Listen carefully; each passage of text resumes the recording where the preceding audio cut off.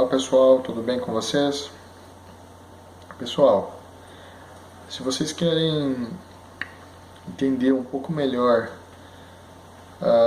sobre o verdadeiro conceito de igreja, de religiões, no caso as cristãs, eu indico que assistam esse vídeo até o final, por conta eu vou trazer mensagens simples, mas verdadeiras, pautadas nas escrituras. Por que hoje a gente tem essa confusão? Por que hoje a gente tem cada religião falando a sua versão e nunca se entendem plenamente? Por que, por exemplo, da Reforma Protestante para cá, hoje, a gente tem, se eu não me engano, 33 mil vertentes de religiões cristãs evangélicas. Isso é um absurdo, né? Qualquer um aí com um CNPJ sai criando uma religião aí a cada esquina. Um templo, né? Uma igreja. Mas assim, enfim, o que eu quero trazer nesse vídeo aqui para vocês? Eu quero que vocês reflitam sobre a questão de igreja, a palavra igreja, nos termos das escrituras, nos termos da Bíblia, igreja nos termos da religião. Por que eu estou dizendo isso? Porque são coisas totalmente distintas. Em nenhum momento mesmo,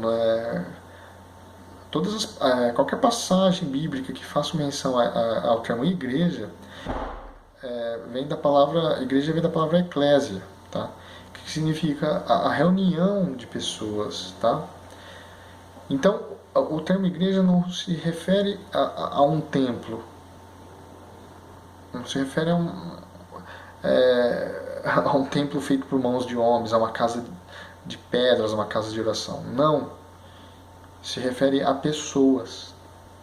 Esse conceito de que você fala, eu vou para a igreja tal, eu sou da igreja tal, etc e tal. Está errado isso daí. Eu sou da igreja batista, eu sou da igreja da assembleia, eu sou da igreja da congregação, eu sou da igreja presbiteriana, eu sou da igreja católica. Está errado. Eu vou na igreja católica, eu vou na igreja tal. Está errado. Por que eu digo isso? Você não vai à igreja, você é a igreja. O crente em Cristo não vai a uma igreja, ele é a igreja. A igreja é o corpo de Cristo e não um templo, não uma religião. Por que importa eu dizer isso? Por conta do engano que tem se dado, principalmente nessa época tão turbulenta, onde mentiras são ditas em nome da religião, e muitos caem nesse tipo de engodo. A verdadeira religião, conforme a Bíblia diz, era cuidar dos órfãos e das viúvas em suas necessidades. Tá?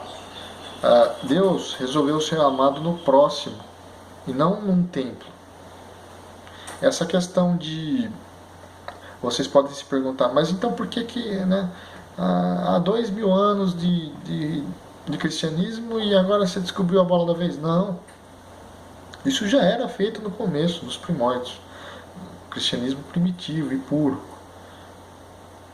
Certo? Depois, 3 séculos depois, o catolicismo, porque assim, a palavra católica ela significa universal.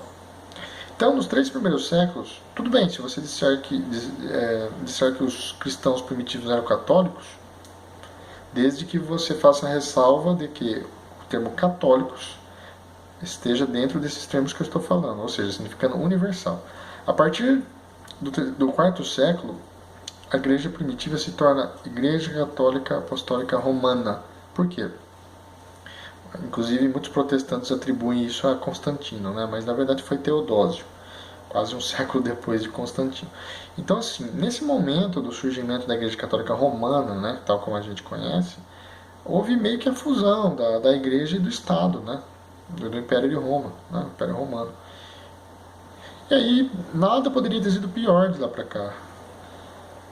Embora eu creio que Deus permitiu, né, que isso acontecesse, né? A gente não vai aqui também demonizar a religião católica, né?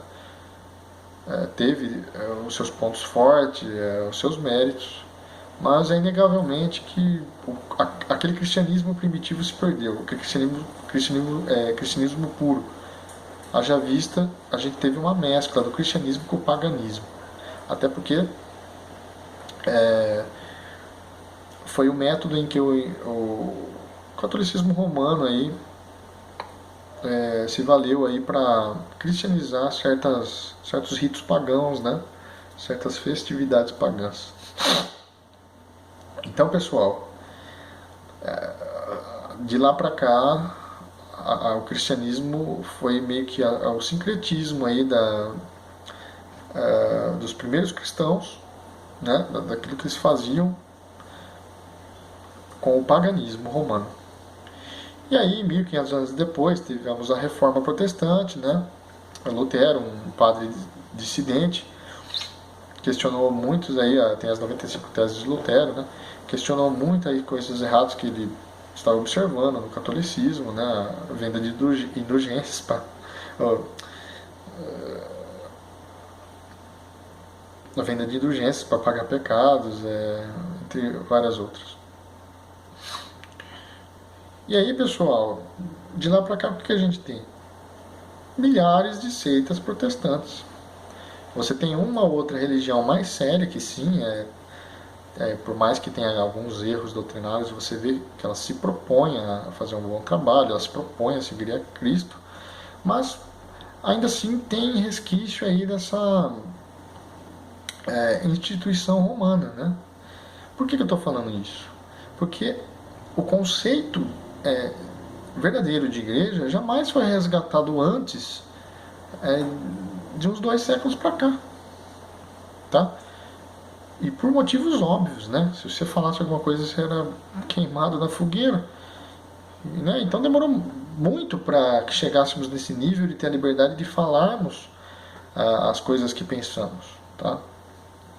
Mas o vídeo, o foco não é esse. O foco é trazer para vocês que o termo igreja, nos moldes bíblicos, nada tem a ver com o termo igreja que as religiões perpetuam hoje em dia. Pois quando você vê um religioso falando igreja, ele entende como igreja o templo que ele vai, a casa de oração que ele vai. E nos modos bíblicos, igreja é aquela reunião de pessoas convertidas à fé em Cristo. Tá? Isso faz toda a diferença. Tá bom? Até porque nenhuma religião salva. Nenhuma religião é capaz de salvar a sua alma, de te dar a vida eterna. Pois a vida eterna é uma pessoa. A vida eterna é Cristo. E aquele que crê nele, aquele que se entrega a ele de todo o coração, no momento em que crê de verdade, o Espírito Santo passa a habitar nessa pessoa. E aí nova criatura ela se faz.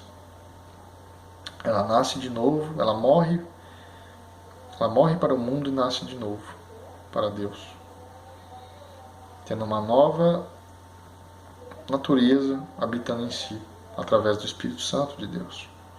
É isso que fala os evangelhos. É nisso, esse é o foco.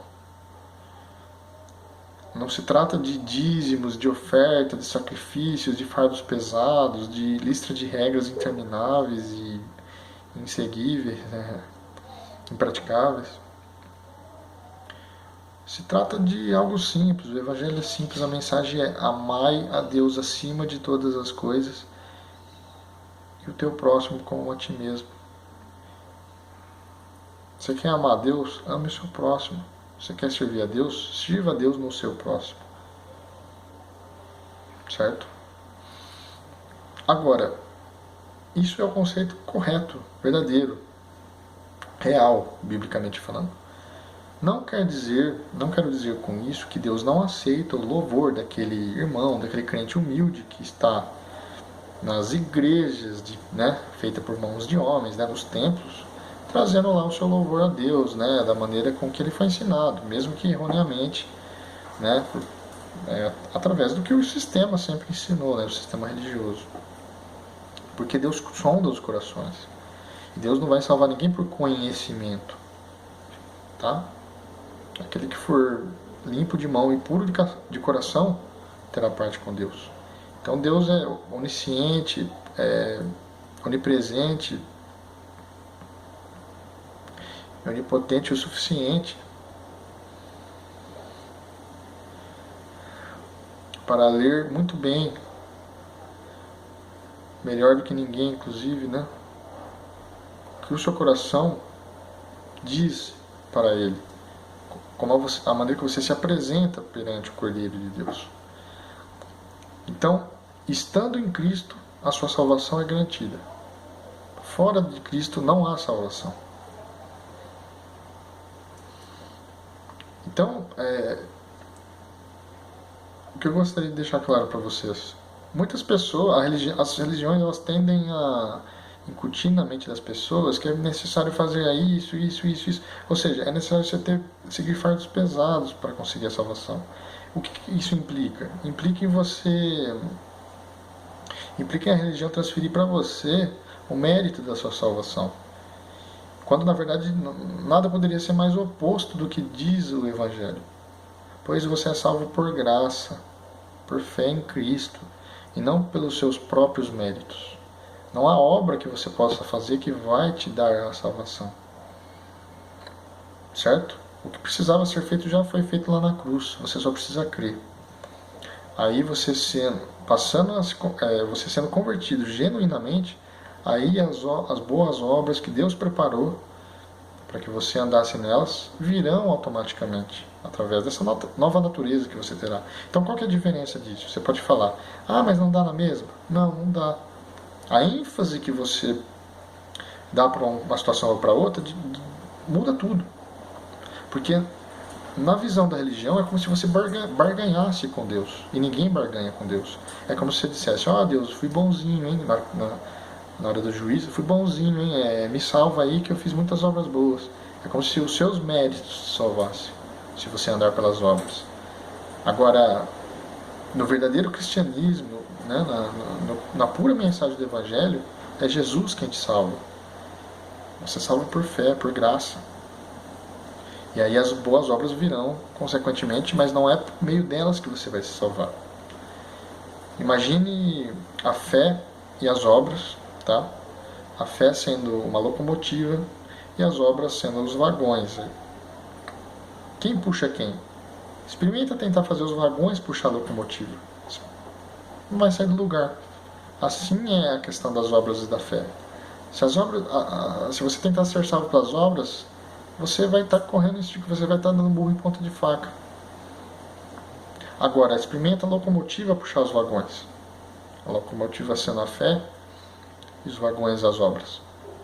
Aí você tem a verdadeira essência do Evangelho. E aí o mérito fica todo para Deus, todo para Jesus, e não para você. Em simples palavras, essa é a essência da fé cristã pura. Só que a religião deturpou essa mensagem. Por N motivos, inclusive nesse canal eu farei outros vídeos, análises mais profundas, tá? Mas a mensagem é tão simples, meus irmãos? Tão simples. Amar o próximo como a ti mesmo. E amar a Deus acima de todas as coisas. Quer fazer a vontade de Deus? Ame o seu próximo. Se sente bem aí no templo, por parte da religião que você segue, tudo bem, mas procure saber se essa religião está pautada na palavra de Deus. Conheça os evangelhos.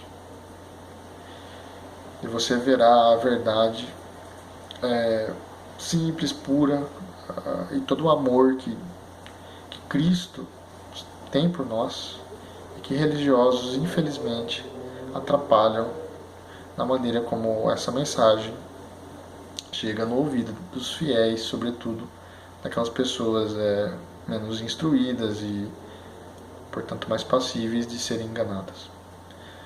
Bom, pessoal, se vocês gostaram desse tipo de conteúdo, tá? Peço que dão uma força, curtam, compartilhem, que certamente, dependendo do retorno que vocês derem, eu posso falar mais vezes, né, sobre esse tipo de tema e que coaduna totalmente com as minhas crenças, tá? Então é isso, pessoal. Curtam o vídeo, compartilhem, se inscrevam no canal e até a próxima. Fiquem com Deus.